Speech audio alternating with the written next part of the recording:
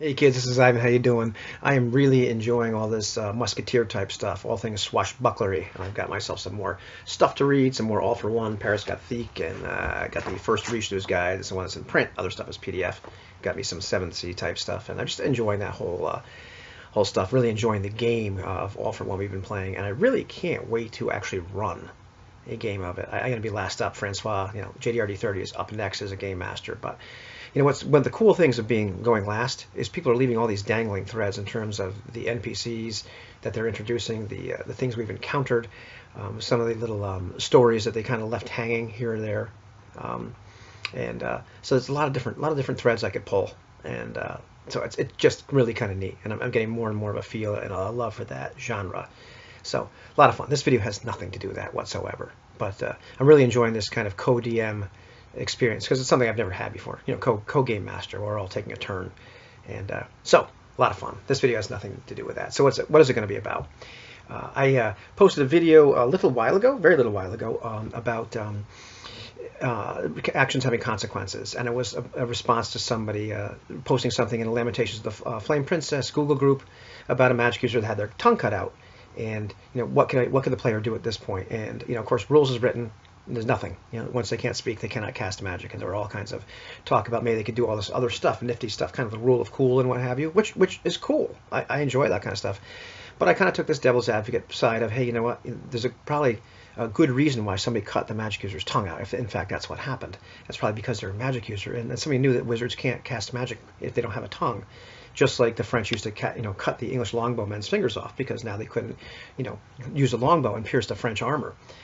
Why didn't they just kill the guy? Well, this is a fate worse than death. Now they really can't do what they're good at, so they leave them alive to suffer. So, so there's actions have consequences. People find out you're a wizard. Oh well. Anyhow, this video really isn't really about that. It's about one of the comments. One of the commenters, Umbry Shadowsong, who comments and watches my videos from time to time, just mentioned that I would let the character start a new character, let the player start a new character. Obviously that they can't play the wizard, they can't cast spells anymore. Probably not very fun. But I would let them keep the same amount of XP and just start a character at that level of power, so to speak. And we had a little interchange back and forth. And I said, well, it always feels a little bit like cheating to me. And part of it for me is anytime that I get separated, my experience as a player gets separated from the experience of the character. That kind of freaks me out a little bit. I don't know why this should be the case, because certainly characters in any game, All for One or whatever, they come in with a certain level of experience, a certain level of competence and power and skill set, whether it's that or Lamentations of the Flame Princess or what have you. They're cut above the average person in whatever way it handles it mechanically. They come in there with some skills. Where do they get them? I didn't play the character from birth. But for whatever reason, it always feels like cheating to me to start them off higher than that. Although I'm going to do that hopefully very soon with a group of friends and start them all off at 3rd level in a one-shot of Lamentations, because it's a one-shot and I want them to survive at least a little while before they die. But anyhow, I digress somewhat. But Umbry mentioned the idea that, hey, the thing is that a 1st level character isn't going to be worth all that much in a 3rd level party. 5th level character isn't going to be all that useful in a 9th level party. Etc. And I mentioned that it hasn't been my experience, but Umbry mentioned back that hey, the thing is mechanically they're not going to be able to survive the kind of encounters that, like, say, a 9th level party is going to face. And so I didn't want to turn to an argument, because I don't believe we were really arguing. I think I have had enough experience now with the language of gaming and learning a little bit more about the theory of role-playing games and how people approach them to realize this is more of a difference of intention, or what we're looking for perhaps in our RPG experience. So it's not like a right answer and a wrong answer. I think we're just coming from different perspectives. And I realize now that probably and I don't want to put words in Umbry's mouth, but probably somebody that prefers games that lend themselves more to a gamist experience, because that play style, certainly there's more of an emphasis on balance, because it is more about the game. And so, of course, there should be some level of balance between the classes and between the various players at the table in order for it to be fair. The other styles, like narrativism and simulationism, games that support that kind of style, it's not as important. That's not what the players are looking for in those games. You may be playing the servant of a king in a narrativist game, but you may just, that's not the point. It's not the point to overcome challenges. In a more simulationist game, we're stepping into the shoes of, like, say, these musketeers. We all have very different skill sets. my musketeer Philippe is a Cuisinart when it comes right down to it. The other guys can't hold a candle to him in combat. He could probably kill them. However, they have other skills, social situations. Briscoe will take over and what have you.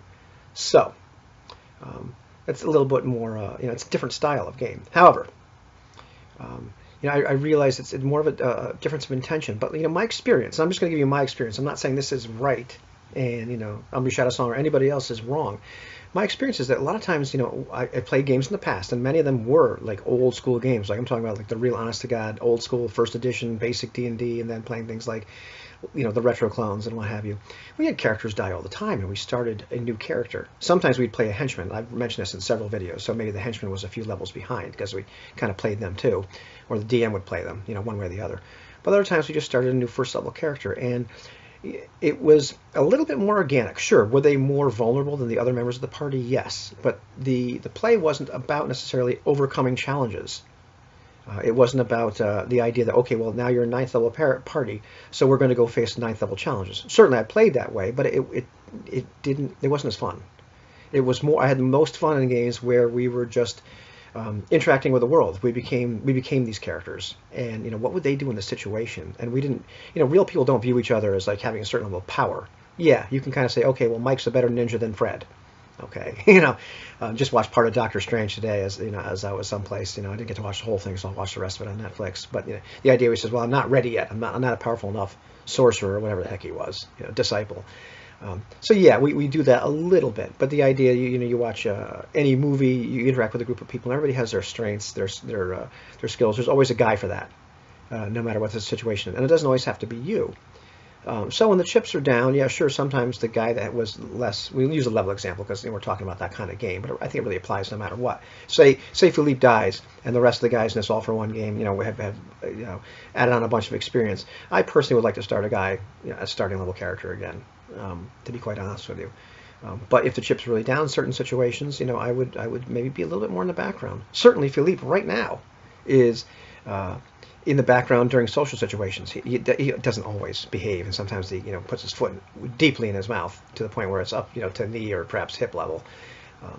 But he's just not the guy that should be involved in those social situations at that point.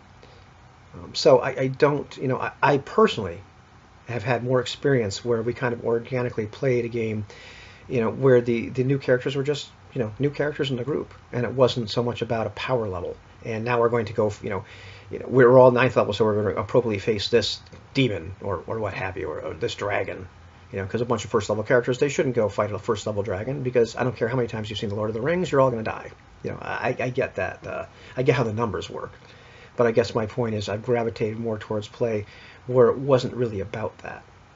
It was more about us interacting with what was interesting in the game world, and playing the part of these characters. So I guess for me it was more of a simulationist experience that I had the most fun with. So I had a lot of experience with characters dying, starting a new first level character, and they lived for and sometimes they were just a valuable member of the group. Over time, the way a lot of experienced table types work, they were just right behind everybody else, and even if they weren't, they were still relatively competent. So that's the I guess the bottom line. The end of this rather long rambling video is, I suppose we're both right. It just depends on what your intentions are for your game experience. Sometimes balance is important, and sometimes it really isn't. And in my case, I found that just balance really isn't all that important in terms of the game experience I'm looking for. What about you?